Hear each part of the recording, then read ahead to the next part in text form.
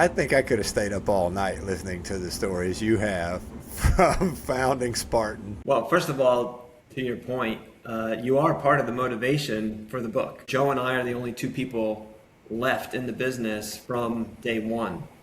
And a lot of the stories and the forging of the soul of the brand, as I call it, happened back then. Kind of had an idea, but it wasn't really fleshed out yet.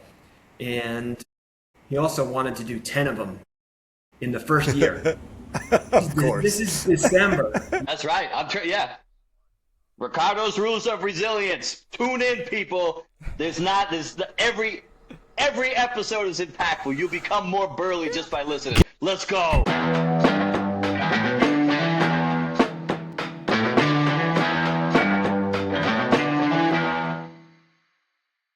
Welcome, everyone, to Ricardo's Rules of Resilience podcast, the podcast that gives you the ability to withstand and recover from difficulties. Here today with us, we have a very special guest, Brian Duncanson.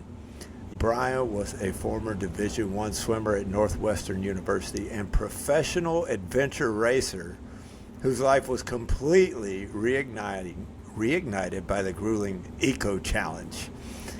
That's not all by any means. As co-founder and original architect of the global Spartan race movement, Brian was right in the trenches for the legendary Year One races from Vermont to Malibu, helping hyperscale the brand while driving massive company innovations like the Trifecta Stadium Series and DECA. But his ultimate rule of resilience wasn't forged on a mountain course. It was tested in the fire of a battle with cancer, where he had to deploy the exact friction-eating mindset he used to build an empire. He is a business operator, a survivor, and the author of the newly released book, Becoming Spartan, Leveraging Friction to Forge, Scale, and Outlast. And he's here to show us what it truly means to be unbreakable. Welcome, Brian, to the podcast. Thank you, Ricardo. Happy to be here. Excited. Let's jump in. I've given a pretty thorough introduction of who you are, but if you were to meet somebody in an elevator, what would you say? Who is Brian Duncanson? I've spent my life sort of as an endurance athlete, all the way from swimming to triathlon to adventure racing and then into the Spartan world.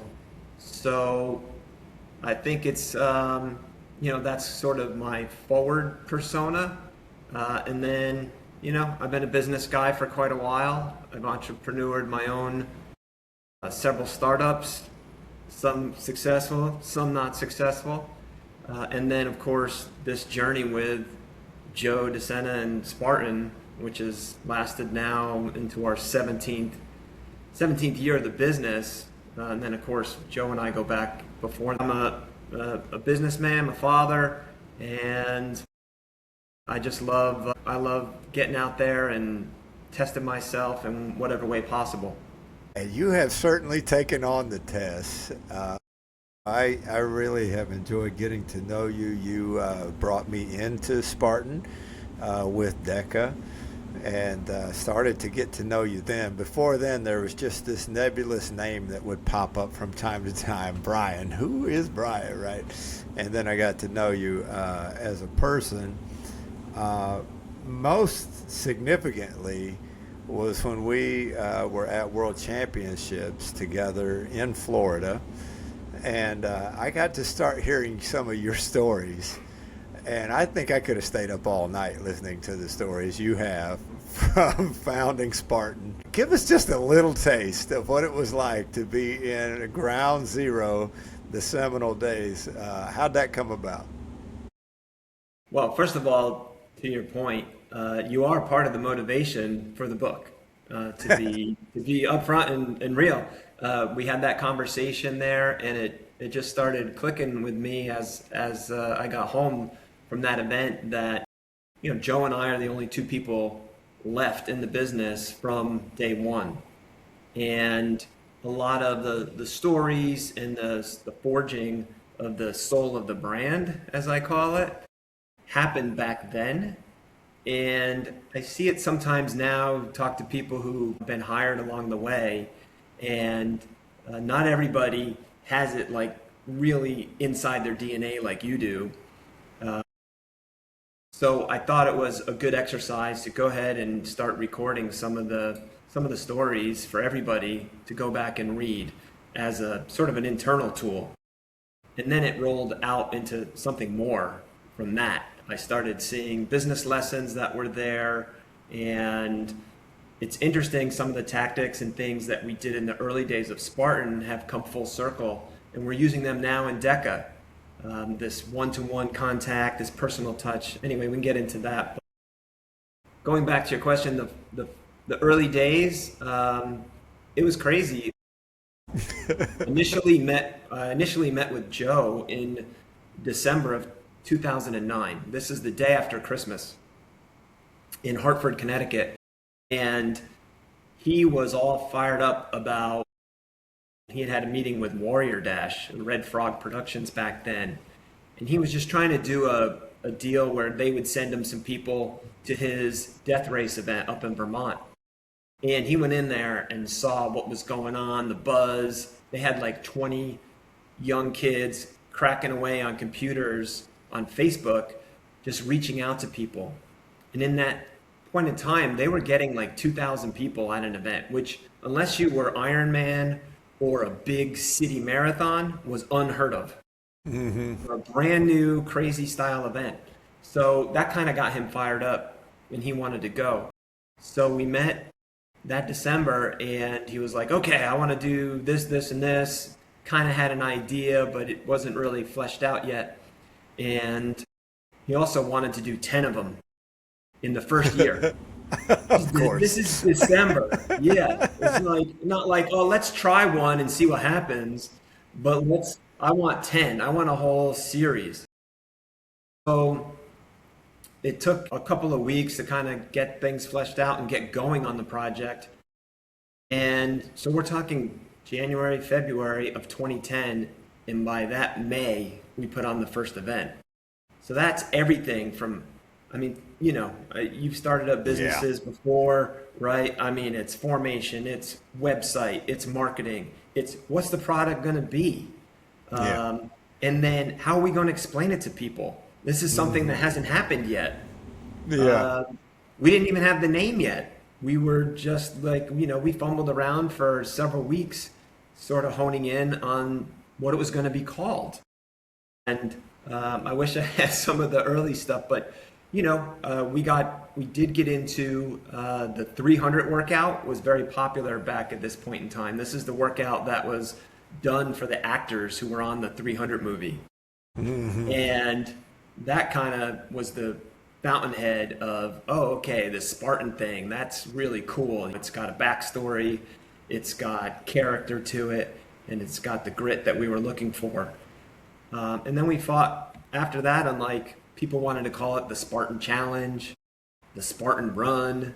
And I was like, I can't do that, man. Like, I'm a competitive athlete. It's got to be a race. If you don't make it a race, I don't know why you come back. You know, it's a challenge. Okay, I do the challenge once and it's over. Right. So racing was key, having timing so that you could measure yourself against everybody else or against yourself year over year, etc. So that was really key. But anyway, it was just really a mad scramble. You know, Joe had his farm up in Vermont. I was in Florida and just doing everything over the phone. He had some interns that came in from college, kids, so we sent them out as sort of our guerrilla marketing team. We had a couple of guys who could build stuff with wood up on his farm. We started brainstorming obstacles and leaning on my adventure racing days where some of those races had obstacles in them. So brought back the most popular ones there. So we were building that, trying to market it, explain it to people. I mean, I had to call people up and think about it. We needed a place to host the event. Yeah. Imagine taking that phone call. You want to do what? So that was kind of fun, like figuring out like, okay, this brand new thing. Trust me, it's going to be okay. We're gonna build a fire and have people jump over it. We're going to put some barbed wire up and have people crawl under it. And it's just crazy. Insurance, we had to have insurance, but calling up the insurance company and explaining that to them, also very difficult. So it was just a battle all the way around because we're literally building the product, the brand, and the space all at once. Yeah. And then we got to the first event, which was, again, 5 months from the initial meeting. We were there. And to our credit, I mean, we had 500 people show up, which again, back in 2010, most events had 100 to 200 people if you were kind of a small local race. And we had 500 people show up and we were like, wow, this is not an easy place to get to. It's outside of Burlington, Vermont, northern Vermont. Mm-hmm. So we were there and, look, we had our problems, which I outlined in the book. I think I told you the story of the start was awesome. Like we had built a 12-foot straw man, soaked the whole thing in gasoline, and then one of my partners found a professional archer, and this guy was going to show up. He was going to light a flaming arrow. It was like an Olympic ceremony. And he was going to shoot the thing across the festival into this chest of this big effigy. And it was going to go up in flames and everybody's going to go crazy. And that's how we were going to start the very first race. And which is epic. Like, it was like this is going to be epic. Yeah, 12-foot tall straw man about to go up in flames after a flaming arrow gets shot across the whole. I mean, this is amazing. So we've got, so the first heat of athletes is loaded up in the corral, ready to go as soon as this thing goes off. And I thought for sure this guy was probably going to have to take 2 or 3 shots. He was a long ways away from this thing. Like, you and I would be there for a while trying to hit this target from that far away. And this guy just nailed it. Dead center from... It was 30 to 40 yards away. It was a pretty amazing shot, and it looked great because the arrow was on fire. So it's flying through this flame's flying through the air, and it hits right in the middle of the chest, and it goes out straight away. It went stuck into the straw. The flame went out, and it was just little smoke coming out. Like, all right, well, that failed. So we just sent the first group. We were like, I can't wait now. Like, everybody was waiting for the moment. But so we sent them off. And again, this guy, Richard, this Brit who had descended on Joe's farm and was living there, he was running around. He went and got a gas can. And now he's dousing this thing with more gas. And he's standing right by it as it's smoldering. And it's like, this thing's going to go up at some point. And I'm just worried that he's going with it. So he finally got it lit. So the heats after that, this thing was burning pretty well. Yeah. So, yeah. I mean, even that little detail of this British guy who just showed up on Joe's farm, and Joe's like, hey, you want to work? Puts him to what work. he did, the farm was located next to the long trail, so the hikers would come right by his house all the time, right through the town. And he owned not only the farm, but the store, the general store in town. So if you wanted something to eat, it was the only place to go. So it was like a fly trap. He would just send people in, and he would trade housing and food for labor, basically. And a lot of people took him up on it. So that moment, when you told me that story, I was hooked. I still, even hearing it again, the visual of that story, and I've read it in the book since then, and I just love it. It's just such this moment where everything's set up beautifully and so well thought out in every detail, professional archer, and then and it turns into chaos, right? And here's some guy running around dumping gasoline on a straw man with a smoldering wick inside. Yeah. Well, it's just packed. That's how I think the stories evolved into what I thought were business lessons, and you can take life lessons away from them too. It's Absolutely. you had all this planning, so Hmm. good on us for having the planning and thinking of the moment, but the moment doesn't happen. And I think this is a frequent thing that people will run into. You own gyms and help other people start up gyms. I mean, all the time you think like you're going to open your doors and everybody's going to rush in, or you've got an idea that you think is going to go big and it just falls flat. Right. So it's kind of preparing yourself for that moment, like, okay, this might not go the right way. But also the fact that, okay, now this is our current situation. What are we Hmm. going to do about it? All right, we'll go get the gas can, light it up. Like, didn't work Yeah. the way we wanted to, but at the end, that thing was burning, and we got the result we wanted to, just in a roundabout way.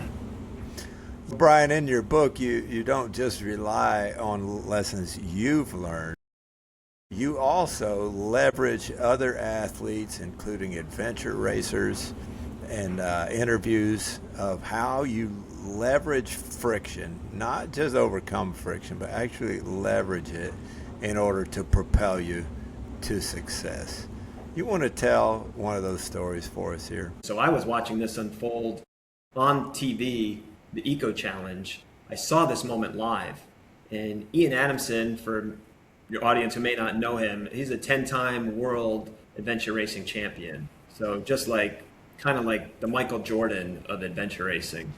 Um, and yeah, they were down. His team was into a transition area and it was dark out. But in the transition area, there were lights underneath the tents where they were. He had maps to work with. And he took the time while his team was like screaming at him, like, we've got to go, we've got to go. And he was like, hold on, I've got good light here. I've got dry conditions. It's much harder to navigate, once we're out on the water paddling. And I interviewed Ian for the book, and he told me the whole story. And he basically admitted that the two teams that were chasing him at the time, the Aussies and the French, they were better paddlers than they were. And he said, if we get out there and they get behind us, they're just going to follow us and then out sprint us at the end. So he needed to outsmart them a little bit. And so he also spent a lot of time sailing. This was going to be a 6 to 7 hour paddle. And what he figured out was with the currents and the winds that he could take a route through some islands, kind of a off the path way in the water, stay out of sight, and that it would be faster than just doing a straight shot across the water. And they wound up winning that race. It's interesting enough, like this guy was my hero. I met him once at an adventure race. I just fanned out and got a picture with him. This is back in the early 2000s. It turned out that later Ian came back, and there was a point where Joe started getting this bug in him about getting obstacle racing into the Olympics. And I did the initial research on what was involved, and it led us back to Ian Adamson. And he became sort of the consultant who started to take the project forward. And he's worked it to the point where there will be obstacles in the 2028 modern pentathlon event in the Los Angeles Olympics. Brian, another one of the great stories that you told me personally that you've told in the book that I think is just evidence of how you're totally unafraid to do things completely off the books, out of the ordinary, out of the box, and a little bit risky. One of the early races, I think maybe the first race, you managed to find some guy to dress up as a Spartan and go hide in the woods and beat the racers up as they came through. It's amazing. So anybody who was involved with the early Spartan events for the first 3 to 4 years would have encountered what was the Gladiators. And the origin story there traces back to that first event in Vermont. And it happened sort of serendipitously on the fly. Richard, the Brit, he had purchased 2 pugil sticks. And I can't remember, the show was like it was a show on NBC back then. It was like American Gladiator or something like that. And these guys would get on posts and beat each other up. So Richard got 2 of these sticks, and it was just meant to be a festival zone fun thing that you and I would get there and hang out after the race and, joust basically with each other. And I was like, okay, that's kind of fun. And at the same time, we had hired or we got some young people to come in costume, so that the atmosphere was much more Spartan, basically. So these kids were in full costume, guys and girls, and they were just going to wander around, and it was going to increase the feel. Well, this young kid came on site, and he was built like a gladiator. I mean, he was ripped. He was a farm kid from upstate Vermont, and I was like, okay. He started beating people with this pugil stick as they were hanging out. Which is kind of a giant Q-tip if people don't know what he's talking about. Yeah. Yeah, it's just like a 6-foot stick, and it's got big pads on either side, so it doesn't like super hurt when you hit each other. But he was beating the heck out of his friends just hanging out there, and I was like, oh, this is great. So we took him, and we gave him a stick, and the course. We always like to use a lot of natural features because we didn't just want a boring run. So the course there was already threaded through this grove of pine trees. And it was super thick already as it was. So you literally had to almost push your way through, became a natural obstacle. But in the middle, you popped out into this opening before it closed in on you again, and you had to escape out the other side. So we put Anthony, this kid, right in the middle of that space because there was no way you were going to avoid him. And there was no way you could see him the first time you went through the course. You were pushing your way through these pine trees, and all of a sudden you popped out, and bam! Anthony was just there, just like beating people. So we thought that was, kind of cute, kind of fun. Well, as the day's going on, people are starting to finish and talk and whatever. And we noticed that all of a sudden, like, just droves of people are leaving the festival area. We had an ironsmith, we had live bands, music, beer, the whole kind of festival thing going on. And people were walking out on the course into the woods. And we were like, where's everybody going? Yeah. Turned out that everybody was talking about the Gladiator in the woods. And everybody wanted to go see it. So that became self-evident. And literally in the second event, I'm like, okay, that goes at the end now. So we moved the Gladiator to be the last thing. Almost last. It was kind of like Gladiator, fire jump, and then finish line type of thing. And that became the staple then for the next several years. I just love these stories. You just sort of accidentally stumble in to some farm kid beating up people as they're car racing, and then it turns into a thing. It becomes like a centerpiece basically after that. I mean, the Fenway story is sort of similar. Sometimes things happen accidentally in a positive way. We got a call from Fenway Park in 2012, and they were looking to do some type of special event out on the street outside the stadium. And I went over and met with them and was looking and was kind of like, okay, I'm just going to run down, the road. They could close down this road. We're going to run down. We could stack up a bunch of obstacles, and that could be kind of fun. But I just didn't know how many people would really be excited about that and want to do it, right, and how much are you going to pay to run what was going to take most people like less than 3 minutes to finish, right? So while I'm doing that, I'm looking, and there's a line of people going in a side entrance, and I was like, what's going on over there? They're like, oh, that's the tour. That's the Fenway tour. And I was like, okay. let's go inside. And I started looking around inside, and it's like, I think I could fit the race inside of here. So it took a while. I mapped it out. I had about 2.7 miles inside the stadium by, going up and down the stairs and back and forth in the stands. They had a little area outside in the back. I was like, okay, we could throw spears out here. And then they were going to give us access to the field, at least the warning track, where we could run around.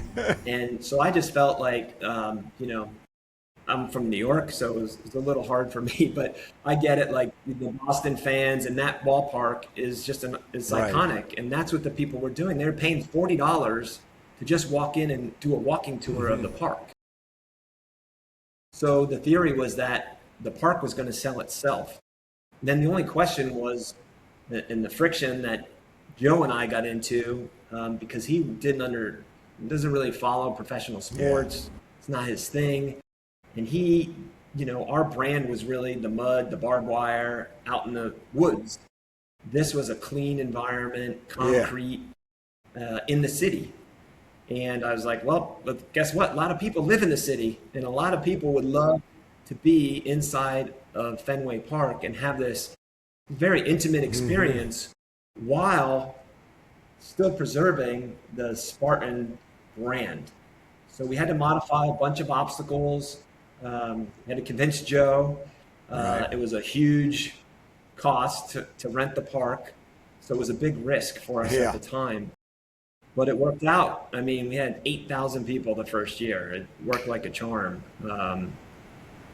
So sometimes you kind of get lucky if you're willing to take those risks. Yeah, and something beautiful born, because you didn't just stay with Fenway, and you've gone to all these different states. I mean, you have a whole stadium series now.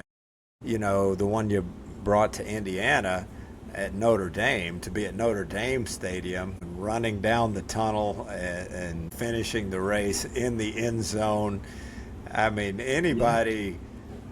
I mean, even if you just know more of a Notre Dame fan than to have watched the movie Rudy, you still feel that in that moment, right? You That's create right. something very special. Yeah, we've been in Green Bay, and I grew up a Dallas Cowboy fan, for better or for worse, but that was the second year we put the event in AT&T Stadium, and there I was standing, on the star in the middle of that field with the Jumbotron above. It's so crazy. Yeah. It's so awesome. A beautiful thing. Speaking of leveraging friction, right? I mean, you have had to do that. COVID made a major change. I mean, here you were at the birth of this company when it was the fabled drawing on a napkin type of plan in a restaurant, through inventing obstacles and deciding which ones worked and how do we ensure this thing, and oh, by the way, we don't have enough buses, and all the different things that could have gone wrong that you saw your way through. And then COVID happens, which just creates a whole new pivot for you. Talk about how you leverage that one. So obviously, for an outdoor business with live events with counts on getting thousands of people together, COVID was kind of a death sentence for the business. We were innovating the DECA product as a large-scale event that would take place, inside of convention centers with thousands of people. And obviously, COVID basically shut down the entire business. It was pretty brutal. We had, obviously, we had layoffs. We had angry customers, wanted their money back. But we knew it was like there was too much. Like it would be the end of the business if we went that route. So remember, Joe made a personal appeal to everybody, like, hey, like if you really need it, we'll give it back. But if you don't, could we hang on, bear with us, and we'll honor your tickets. And then the layoffs were brutal, obviously. And then as things started to open back up, we could see even at my gym, the gym started playing a key role, because it was one of the first places, at least here in Florida, that they allowed to be back open. You had a social distance, people were taping squares on the floor. But a lot of the CrossFit style gyms had, roll up doors, so there was fresh air. And so we started promoting the DECA product here in Florida. Started doing some trips, myself and Yancey Kolb and Jared Cogswell were driving around and doing demonstrations, and that kind of clicked it for me. I was like, okay, the gym owners are struggling. Their people walk out the door too, and they're having a hard time getting them back in. And we can't put on mass events, but could we put on a whole bunch of small ones by partnering with the gym owners and giving them the structure? So we took the product, which was the DECA Fit product, and took out the running, essentially.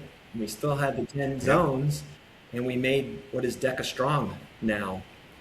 Yeah. And at the same time, we came up with the affiliate program, and basically it's taking the event and putting it in a box and shipping it to the gym owner and agreeing with them that they would be the ones to put on the event with our help. So we gave them the collateral, we gave them the marketing, we put it on our website, we emailed our database, and we stood up leaderboards so that once you did the event, your clients did the event, they could see their results up on the leaderboard.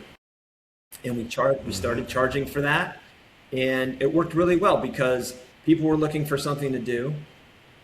Spartan got to start generating a little bit of revenue. Wasn't much for us, but more importantly, we were generating revenue for the gym owners, who have always been one of our main partners in the business, because they have the personal contact with their clients. So it really started a whole new business line out of necessity. And as that grew, as things started opening back up, we could start having the big events again. Now we've got this great ecosystem where we've got the gyms, they're making money, they're putting on the shorter events, and then we come around with the tractor trailers and put on the big convention center events.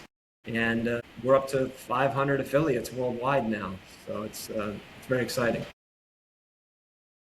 Yeah, and the beauty of that is, you took this friction of COVID and the shutdowns and the inability to do large events and turned it into something that's absolutely beautiful. You take care of the partners, and now instead of having 20 or 30, or even if it were 50, a very small number of large-scale events, instead there's anywhere from 10 to 50 events that go on every weekend that are official world we're not talking about simulations, which is just really a glorified workout. We're talking about world championship qualifying events with shirts, medals, timing, leaderboard, a full package of a real race happening just in North America alone, anywhere from 10 to 50 on a weekend. That's right.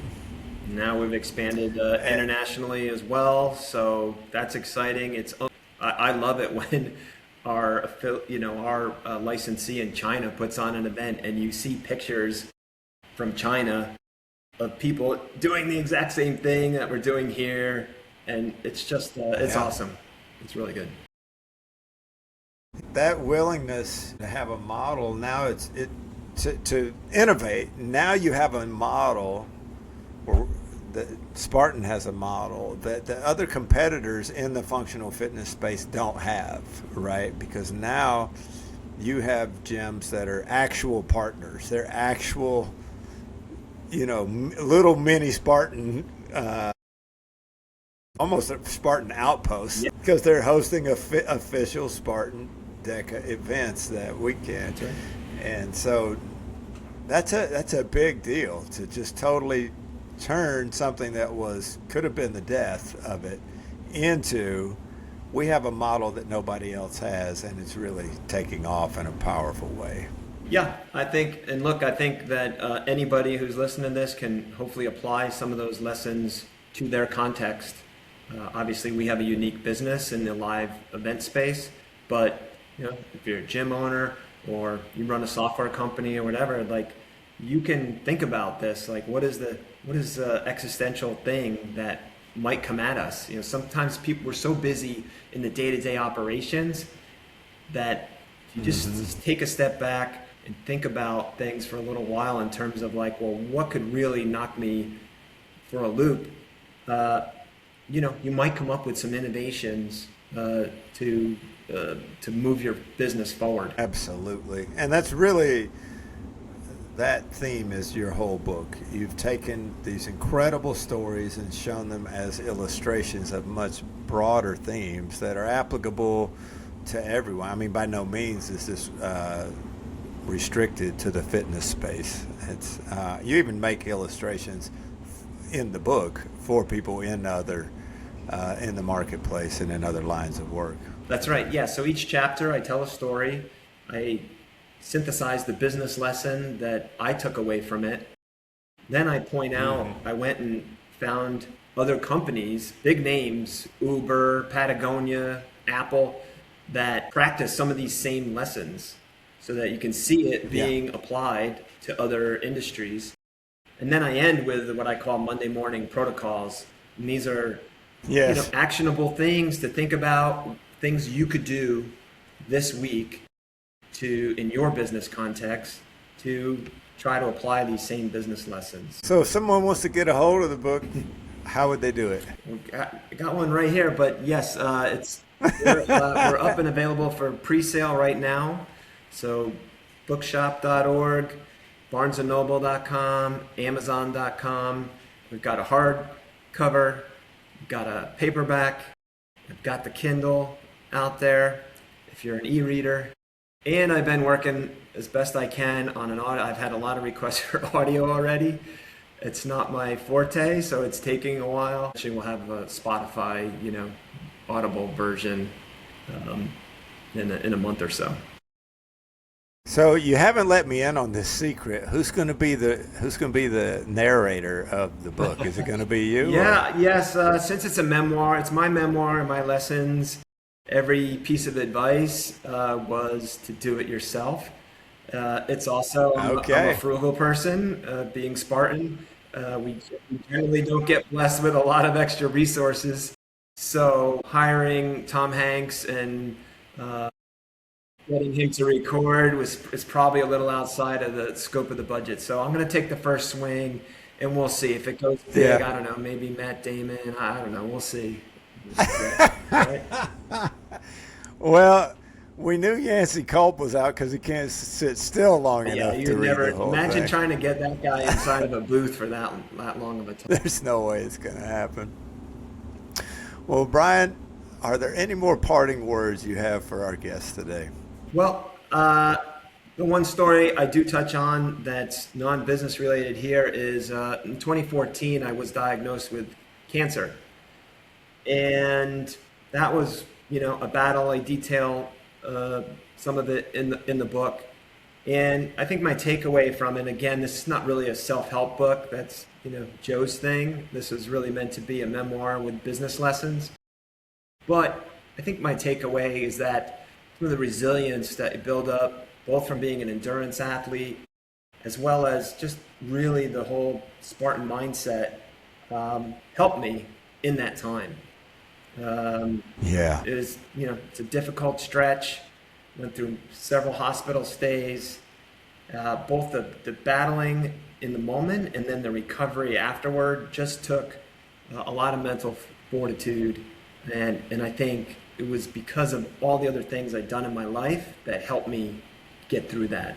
So it's a little, again, I'm not trying to be the self-help guru, but I think from a resilience standpoint, there's a lot of the same lessons. Well, I couldn't agree more that everything prepares you for the next thing. It's interesting, Yancey, when he was on the podcast, talked about how the Spartan death race actually helped him in cancer. Very similar to what you're saying, that if I can do this, I could do that, I can do this. And each one of those successes, like David Goggins talks about, becomes almost a cookie in your cookie jar that you can take out and kind of behold and look at and taste that cookie one more time and say, you know what, I've got this. I've done it before.